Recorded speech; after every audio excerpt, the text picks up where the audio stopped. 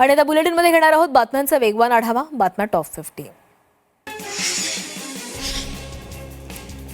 येवला तालुक्यामध्ये समाधानकारक पाऊस पडलेला आहे. अंदरसूल, नगरसूल, अडगाव, चिंचोडी या परिसरामध्ये पावसानं हजेरी लावल्यामुळे शेतीच्या कामांना वेग आलाय. पेरणी योग्य पाऊस झाल्यानं बळीराजा सुखावलेला आहे. दरम्यान जमिनीमध्ये पुरेशी ओल झाल्याची खात्री करूनच पेरणी करण्याचं आवाहन करण्यात आलंय. जळगावच्या धरणगाव तालुक्यामध्ये गेल्या 4 दिवसांमध्ये दमदार पाऊस झाल्यानं 30 गावांमध्ये पाझर तलाव बंधारे ओसंडून वाहत आहेत. पहिल्याच पावसामध्ये नाले खळखळून वाहत असून बंधारे तसंच पाझर तलाव ओसंडून वाहत असल्यानं शेतकऱ्यांना मोठा दिलासा मिळाला आहे. हिंगोली जिल्ह्यातील अनेक भागांमध्ये जोरदार पावसानं हजेरी लावली. हिंगोली शहरासह सेनगाव परिसरातील अनेक भागांमध्ये दमदार पाऊस पडतोय. या पावसामुळे पावसाच्या प्रतीक्षेमध्ये असलेल्या शेतकऱ्यांना मोठा दिलासा मिळालाय. पावसामुळे कोळंबलेल्या पेरण्यांना आता वेग येण्याची शक्यता आहे.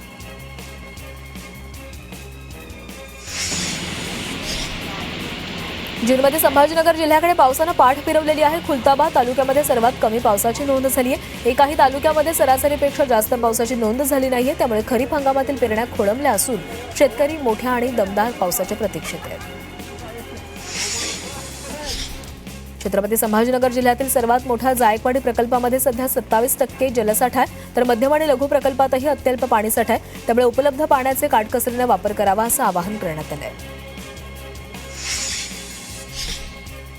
येवला शहरातील पाटोदा रोड परिसरामध्ये मका व्यापाऱ्याच्या शेडमध्ये मजुरांना नागाचं दर्शन झाल्यानं खळबळ उडाली. यावेळी सर्पमित्रांनं घटनास्थळी दाखल होत नागाचं रेस्क्यू केलंय. यावेळी सर्पमित्रांनं त्या नागाला नैसर्गिक अधिवासामध्ये सोडून दिलंय.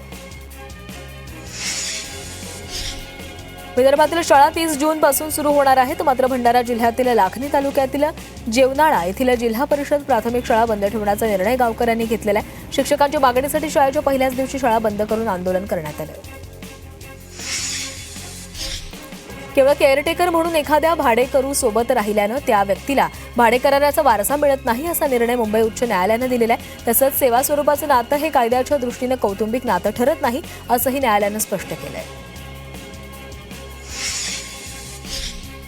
नाशिक शहरातील खासगी क्लासेसमधील सुरक्षिततेचं सर्वेक्षण होणार आहे. महापालिकेच्या नगररचना आणि अतिक्रमण विभागाकडून संयुक्तपणे मोहीम राबवून खासगी क्लासेसचं सर्वेक्षण करण्यात येणार आहे. खासगी क्लासेसचे सर्वेक्षण करून कारवाईही करण्यात येणार आहे.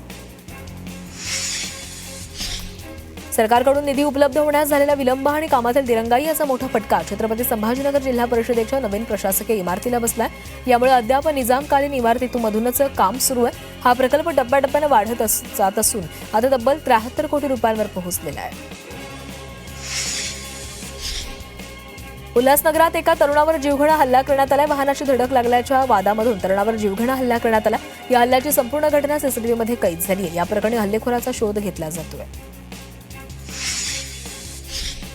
महिलांच्या गळ्यातील सोनसाखळी चोरणाऱ्या एका सराईत चोरट्याला सिन्नर पोलिसांनी अटक केली आहे. कारवाईमध्ये पोलिसांना आरोपीकडून 3 सोनसाखळी चोरीच्या घटनेचे गुन्हे उघडकीस आलेले आहेत. चर्चगेट नालासोपारा लोकलमध्ये तरुणाची चाकून हत्या करण्यात आली होती. या प्रकरणी बोरिवली रेल्वे पोलिसांनी 10 ते 12 जणांचे जबाब नोंदवलेले आहेत. मात्र आरोपीनं गुन्ह्यानंतर फेकून दिलेला चाकू पोलिसांच्या हाती अद्याप लागला नाही. मुंबईच्या भायखळ्यामध्ये सामूहिक हत्येचा कट उधळण्यात आलेला आहे. एका धार्मिक मिरवणुकीमध्ये वेदनाशमक औषध असल्याचं सांगत विषारी गोळ्या वाटल्याचा धक्कादायक प्रकार समोर आलाय. या प्रकरणी एका व्यक्तीला अटक करण्यात आली असून त्याच्याकडून 14,000 गोळ्या जप्त करण्यात आल्या. सीएसएमटी परिसरामध्ये हातात कोयता घेऊन तरुणानं दहशत पसरवण्याचा प्रयत्न केला. यावेळी मुंबई पोलिसांनी तरुणाला पकडले. मुंबई पोलिसांच्या एका कर्मचाऱ्याने संबंधित व्यक्तीला पकडून परिस्थिती नियंत्रणामध्ये आणली. नालासोपाऱ्यानंतर माहीम स्थानकामध्ये चाकू हल्ल्याची घटना घडलेली आहे. माहीम रेल्वे स्थानकामध्ये एकावर चाकू हल्ला करण्यात आला. धक्का लागल्याच्या कारणावरून चाकूनं हल्ला केला. या हल्ल्यामध्ये व्यक्ती गंभीररित्या जखमी झाला. सांगलीमध्ये पत्नीनं प्रियकराच्या मदतीनं पतीचा खून केल्याची घटना घडलेली आहे. खून करून पतीचा झोपेतच मृत्यू झाल्याचा बनाव रचून पोलिसांची दिशाभूल करण्याचं काम सुरू होतं. विश्रामबाग पोलिसांनी कसून चौकशी केल्यानंतर या प्रकरणाचा उलगडा झाला. या प्रकरणी पोलिसांनी आरोपी पत्नीसह प्रियकराला अटक केली आहे. छत्रपती संभाजीनगर शहरामध्ये रेशन धान्याच्या काळाबाजाराविरोधामध्ये पोलिसांनी मोठी कारवाई केली आहे. संघटित गुन्हेगारी कृत्यांना आळा घालण्यासाठी शहर पोलिसांनी कलीम कुरेशीच्या 6 जणांच्या टोळीवर मुक्का कायद्याअंतर्गत कारवाई केलेली आहे. सोलापुरात अन्न औषध प्रशासनाने मोठी कारवाई केली आहे. कारवाईमध्ये 511 किलो निकृष्ट दर्जाची मिठाई नष्ट करण्यात आली. अन्न व औषध प्रशासनाचे आयुक्त तुकाराम मुंडे यांनी पदभार स्वीकारल्यानंतर राज्यभरामध्ये भेसळयुक्त आणि निकृष्ट दर्जाच्या अन्नपदार्थांविरोधात कारवाईला वेग आलाय. PMRDनं पालखी मार्गावरील अनधिकृत होर्डिंग्जवर कारवाई केलेली आहे. आषाढी पालखी सोहळ्याच्या पार्श्वभूमीवर होर्डिंग्ज विरोधात धडक कारवाई सुरू आहे. हवेली, दौंड, पुरंदर आणि वडकी या परिसरामध्ये एकूण 70 बेकायदा होर्डिंग्ज हटवण्यात आले. नाशिकच्या सिडकोतील इंदिरा गांधी वसाहतीमध्ये तरुणींच्या टोळक्यानं धुमाकूळ घातलेला आहे. दुचाकीवर आलेल्या तरुण आणि तरुणींच्या टोळक्याकडून नागरिकांच्या घरांवर दगडफेक आणि शिवेगाळ करण्यात आली. या घटनेनंतर परिसरातील नागरिकांमध्ये भीतीचं वातावरण आहे.